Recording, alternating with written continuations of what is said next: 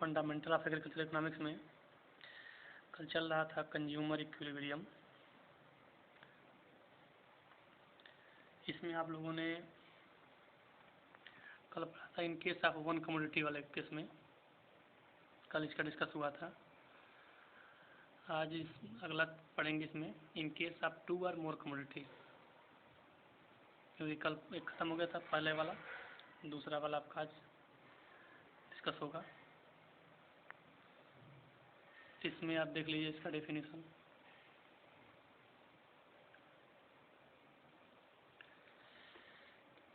Consumer equilibrium in case of two or more commodity main heading रहेगा आपका, और इसका एक और नाम है लॉ ऑफ इक्विव मार्जिनल यूटिलिटी।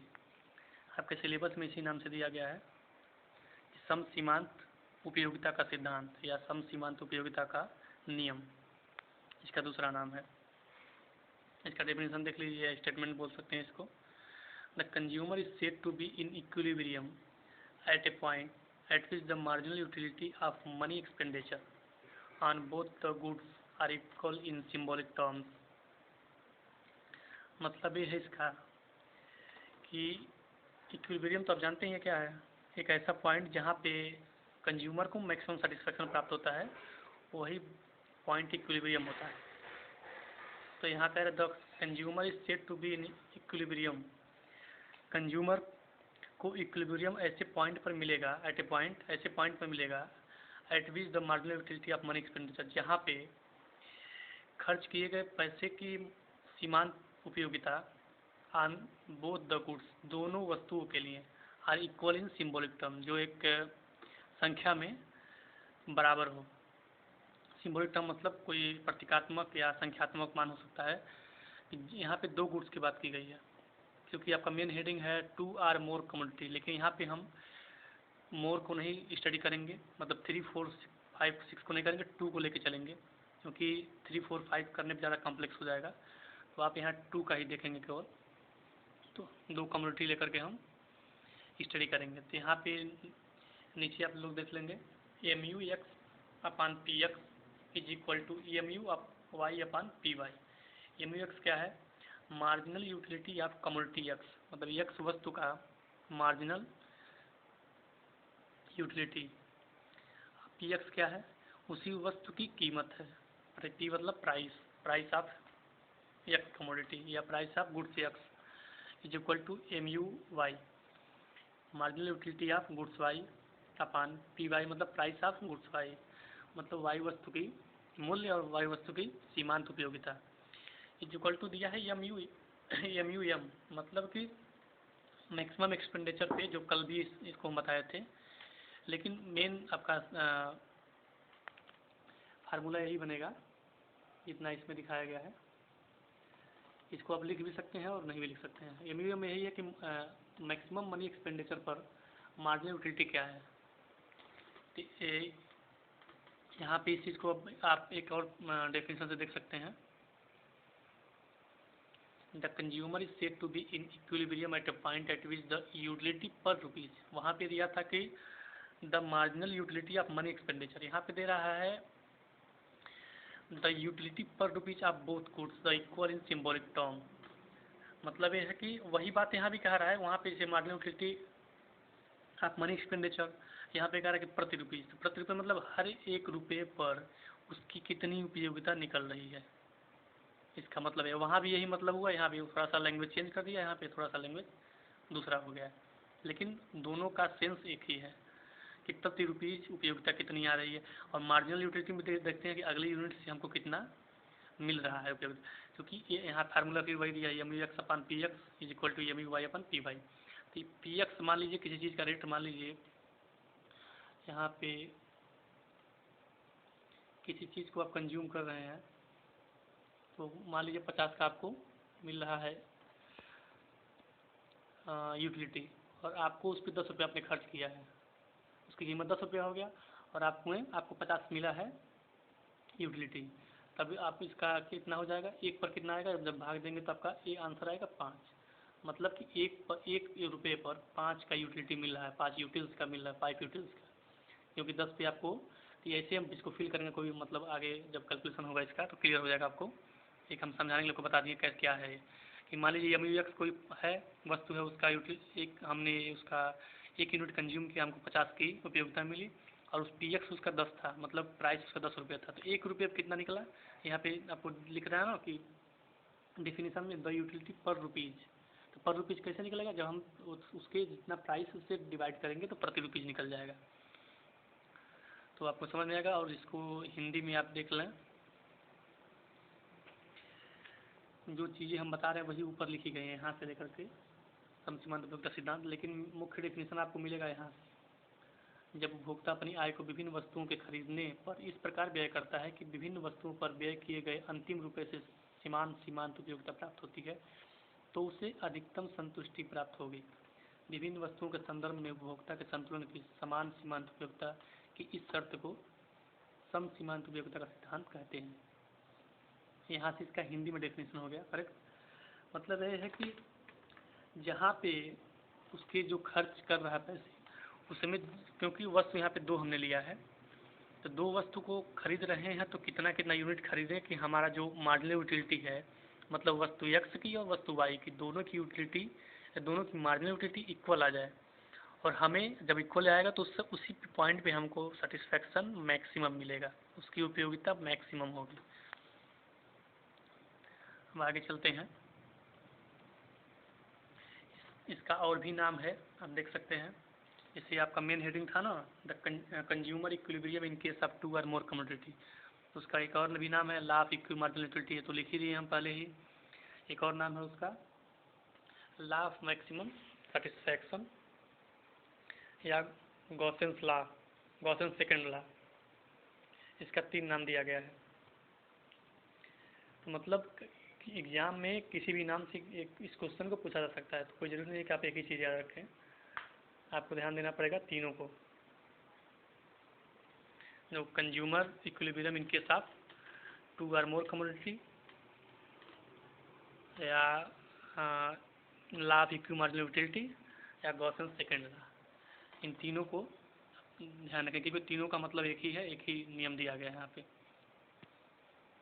आगे चलते हैं। अब इक्विलिब्रियम कंडीशन क्या क्या है।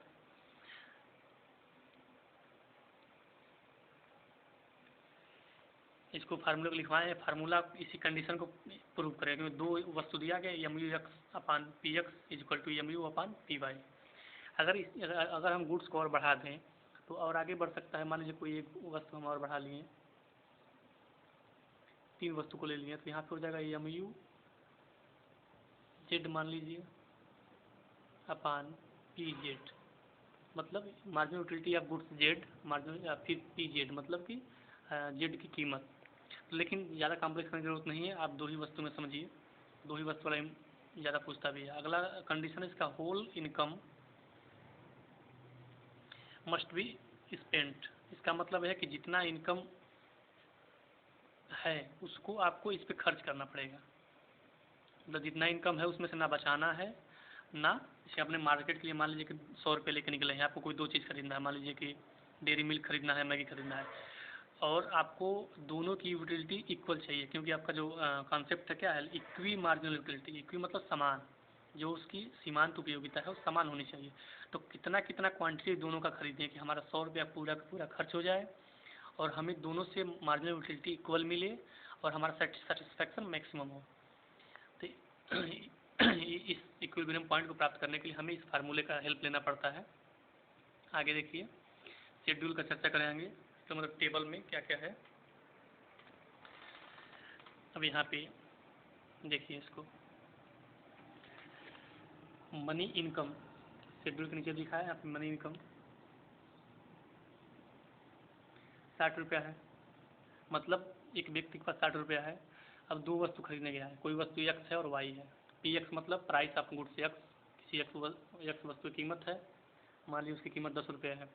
दूसरा है PY, price of goods Y, मतलब कोई वस्तु Y है उसकी कीमत 5 रुपये। मान लीजिए कि X डेयरी मिल्क टॉफ़ी है, Y वाला जो है 5 रुपये वाली मैगी है। मान लीजिए 2 चीज़ आपको खरीदना है, आपके पास 60 रुपये है।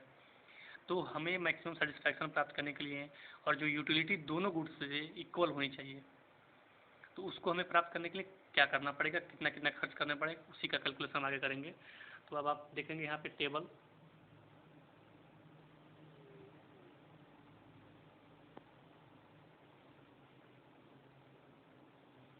अब देखिए इसमें यूनिट दिया है, तो MUX कॉलम है, ये कॉलम, इसमें आप एक्स की जो गुड्स एक्स है पर यूनिट दिया है 10 रुपये प्रति यूनिट ना, यहाँ पे 10 रुपये प्रति यूनिट, इसको हम लोग देखेंगे।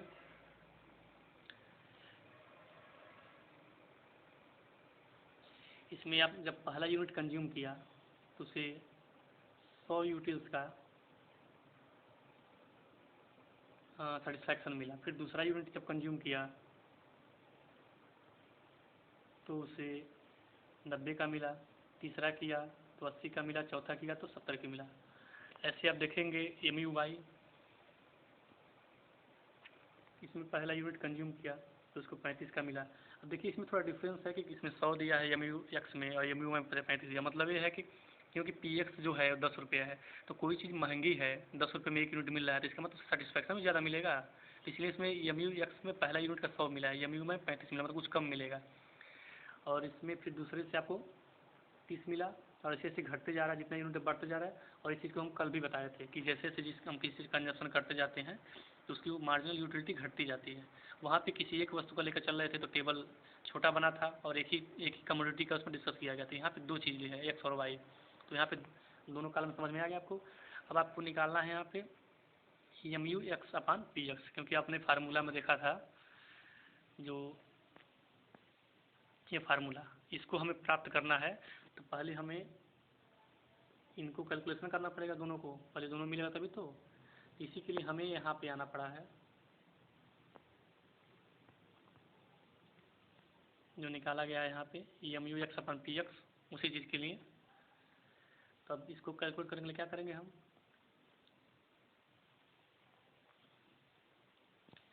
MUX के दिया है इसमें 100, ठीक।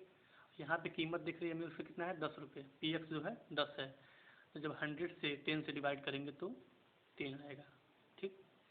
फिर अगला है 90 है, 90 को फिर 10 से डिवाइड करेंगे तो 9 आएगा। फिर ऐसे 80 को 10 से डिवाइड करेंगे तो 8 आएगा, ऐसे करके ये कॉलम आ जाएगा। वैसे ही MUY/PY, MUY आपका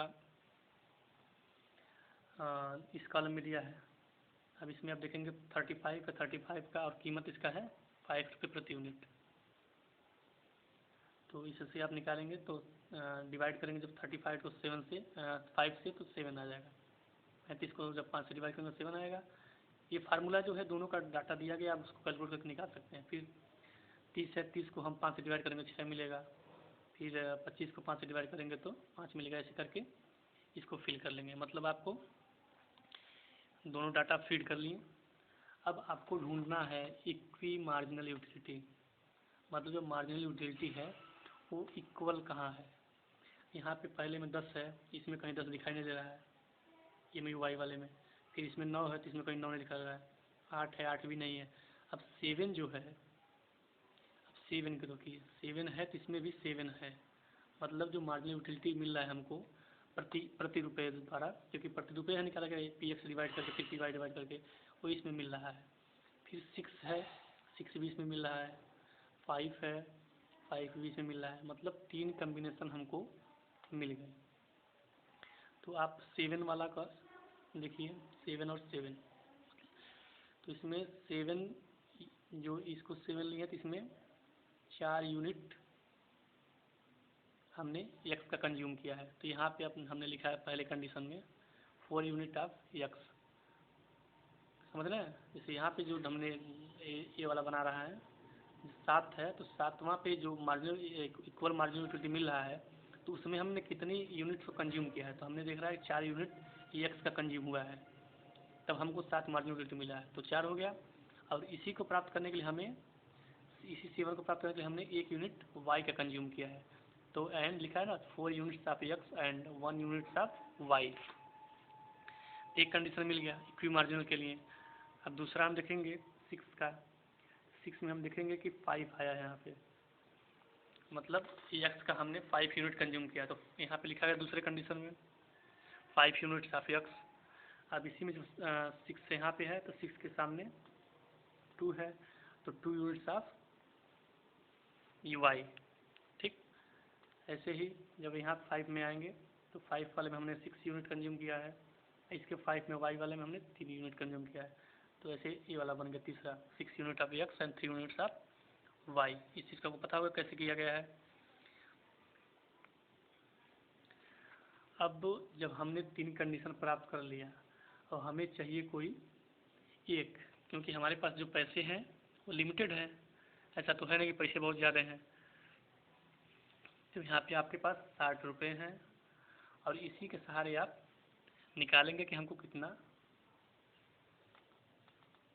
किस यूनिट पे कितना खर्च करना है, क्योंकि अब 3 कंडीशन है तो 3 में हमने जो हमारे पास जो बैलेंस है वो अनलिमिटेड तो है नहीं, उसका तो लिमिट है, तो इसी में से कोई एक मिलेगा जब हम उसका कैलकुलेशन करेंगे। तो यहाँ पे देखिए यह है अकाउंटिंग गिवन इनकम, मतलब जो इनकम है उसका हम अकाउंटिंग करने जा रहे हैं।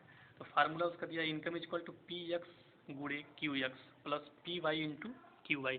पी एक्स आप जान ही रहे हैं, ऊपर दिया गया है प्राइस ऑफ गुड्स एक्स।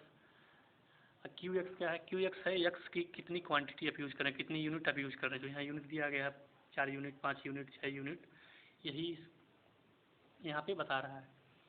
तो क्यू एक्स हो गया क्वांटिटी ऑफ एक्स, वैसे पी वाई बराबर प्राइस ऑफ वाई जो यहाँ नीचे दिया है, और क्यू वाई बराबर वाई की कितनी यूनिट हम यूज़ कर रहे हैं, क्वांटिटी ऑफ वाई। ये फार्मूला हो गया। अब इसमें हमने इस चीज़ इसकी पहले वाले जो है 4 यूनिट ऑफ एक्स और 1 यूनिट ऑफ वाई, इसका हम फिल करेंगे। तो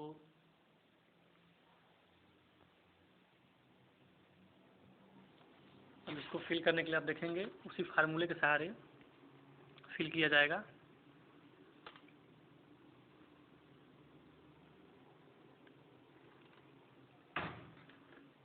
आप देखेंगे कि पहले में 10 रुपये पी एक्स का जो है वो 10 है और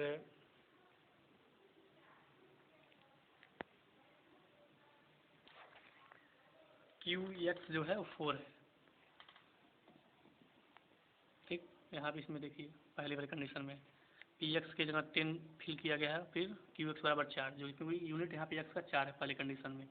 ठीक, और फिर पी वाई बराबर 5 फिल किया गया है, 5 क्योंकि पी वाई की कीमत है यहाँ पे, तो 5 हो गया। और 1 क्या है, वाई की यूनिट है 1, मतलब एक यूनिट उसकी खरीदी गई है, उसकी मात्रा 1 है, क्वांटिटी 1 है। तो ऐसे 10 गुणे 4 40 हो गया, 5 गुणे 1 50 हो गया, तो कुल कितना आ गया, 5 गुणे 1 5 हो गया, तो 40 प्लस 5 45 आ गया।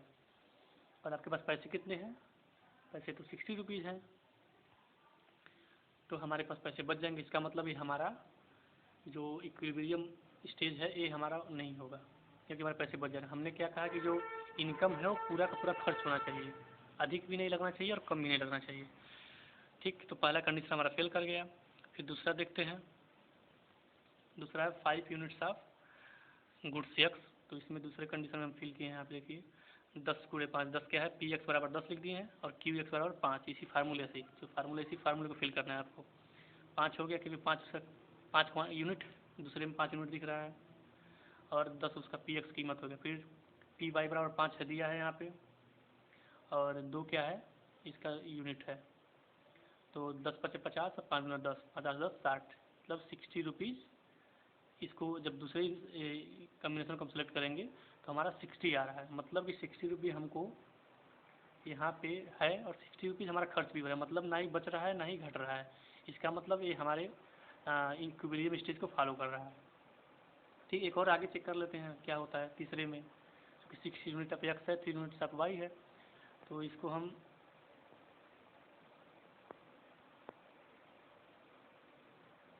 देखिए यहाँ पे इसको पी एक्स का 10 और क्यू एक्स का 6, यहाँ पे 6 यूनिट दिया है, फिर 5 पी वाई है, 3 क्या है वाई का यूनिट से। इसको हम कैलकुलेट करेंगे तो 10 से 60, 5 से 15, 75 रुपये। ये 75 आ रहा है, इसका मतलब कि हमारे पास 60 ही रुपया है और यहाँ 75 आ रहा है, तो इसका मतलब क्या है कि ये भी हमारा फॉलो नहीं होगा, क्योंकि हमारे पास 60 रुपये हैं और हमको उसी 60 रुपये में अपना खर्च चलाना है। ठीक, तो पहले में 45 आया, दूसरे में 60 है, तीसरे में 75 75 रुपये है। तो तीनों में हमको मिला क्या, ये जो दूसरा कंडीशन है वो हमको मिल रहा है कि इक्वी मार्जिनल यूटिलिटी कम्बिनेशन है। कम्बिनेशन मतलब कि सम सीमांत उपयोगिता संबंध या एक तरह से संयोजक कर सकते हैं। इसका संयोजन जो है वो सम सीमांत उपयोगिता के फॉलो कर रहा है। मतलब जितना हमारे पास पैसे हैं उतना पूरा का पूरा इस पर खर्च हो जा रहा है। तो हमें इसी कंडीशन को प्राप्त करना था। तो आपको समझ में आ गया होगा कि हमने जितने जो आपको शुरू में लेकर चले थे ना कि consumer equilibrium in case of 2 और मोर कमोडिटी, तो उस चीज़ को यहाँ पे फॉलो हो जा रहा है कि इस कंडीशन में 3 हमने लेकर चला।